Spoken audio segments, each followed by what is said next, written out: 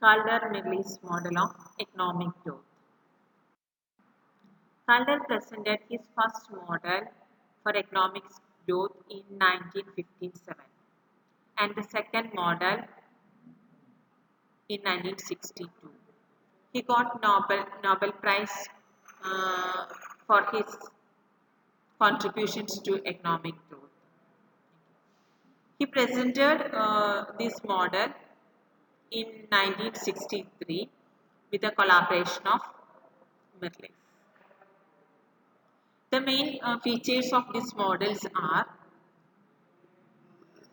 by making saving rate flexible, a constant growth rate of the economy can be attained. He assumes a flexible saving rate. By making saving rate flexible, a constant growth rate of the economy can be attained. Contrary to neoclassical economists, especially Zolo, the capital output ratio remains fixed and constant.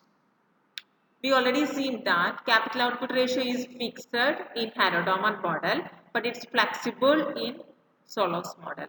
He also assumes that, Calder also assumes that the capital output ratio remains fixed or constant. The model rejects the production function approach. Rather, it introduced the function of technical progress. Calder rejected the production function, but he introduced the technical progress function. That is a main contribution to the growth theory, technical progress function from Calder's side. In neoclassical model, the investment function has not been introduced. But this model also presents the investment function which depends upon the investment which is linked with one laborer. Actually, his model considers mainly three functions: saving function, investment function and technical progress function. This is his main ideas of his growth model. In this model, the assumptions of full employment and perfect competition has been dropped. That is, he is not assuming full employment and perfect competition. And this model starts with the hypothesis that national income, that is Y, is the sum of wages and profit. So we can write it as Y equal to W plus P. W equal to wages and P equal to profit. The total savings S consists of the savings made out of wages, that is SW, and savings from out of profit. Total savings equal to savings out of wages plus savings out of profit. So S equal to SW plus SP, where SW equal to S small w W and SP equal to SP P. Then putting them into the above equations, we can write it as S equal to SW W and SP P,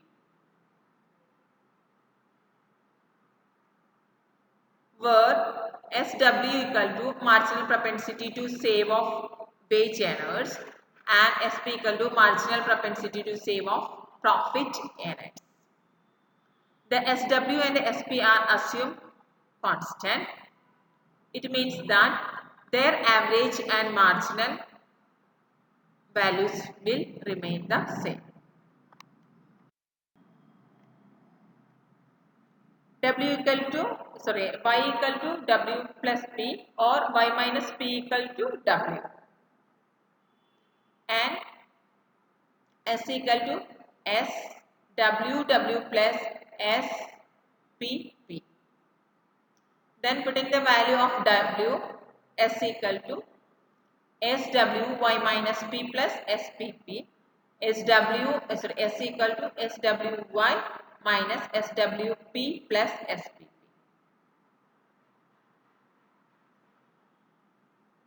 So, S equal to SPP minus SWP plus SWY. So, we can write SP minus SW P plus SWY.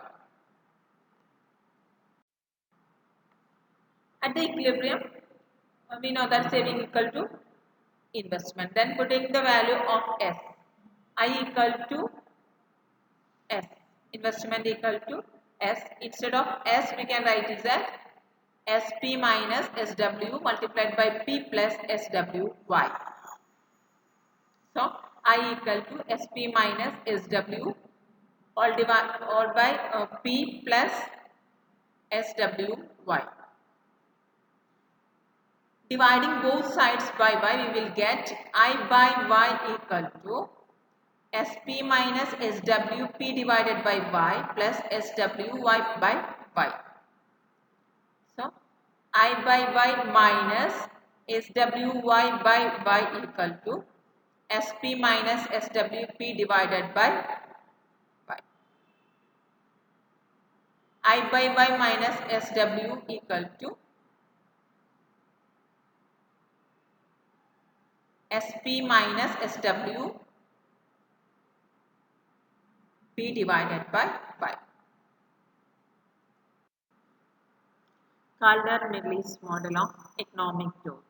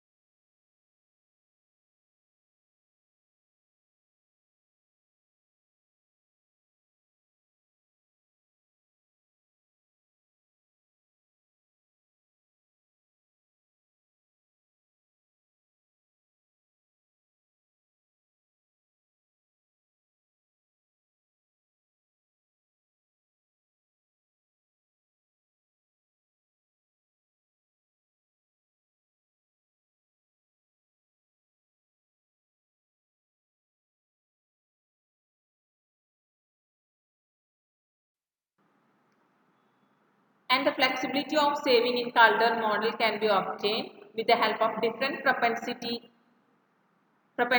with respect to wages and profit. Flexibilities of saving in Kaldor model can be obtained with the help of different propensities with respect to wages and profit. If we are having the values of SP and SW, which can be obtained with the help of income distribution in the country, we can tell that what are the determinants of 1 by y and p by y. We assume that SW equal to 0, then the last equation will be written like that, p by y equal to 1 by SP minus 0 multiplied by I by y minus 0 by SP minus 0. P by y equal to 1 by SP multiplied by 1 by y. Sorry, 1 by SP multiplied by I by y.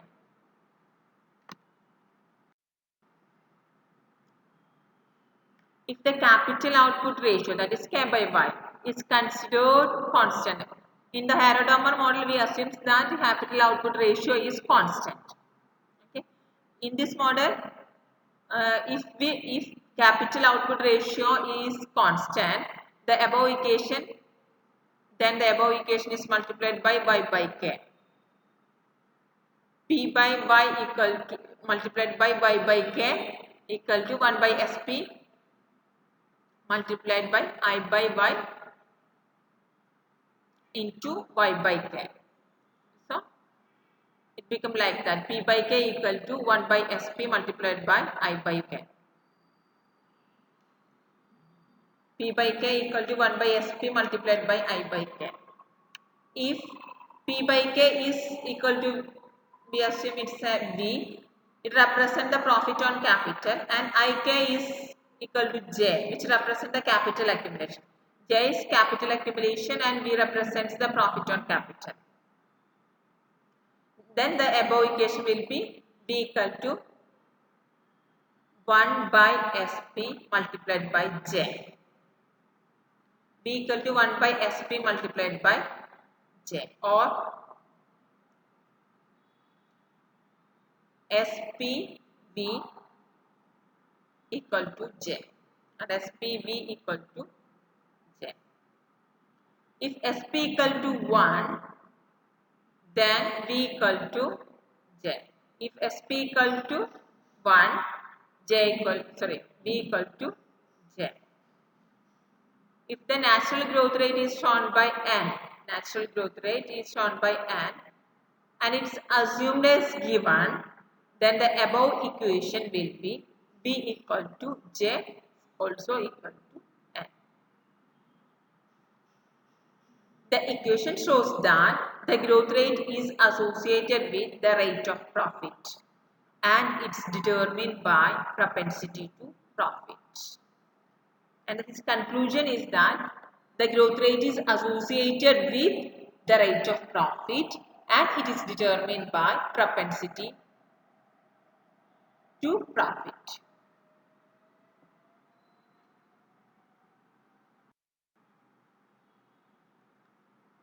And the main criticisms of this model is that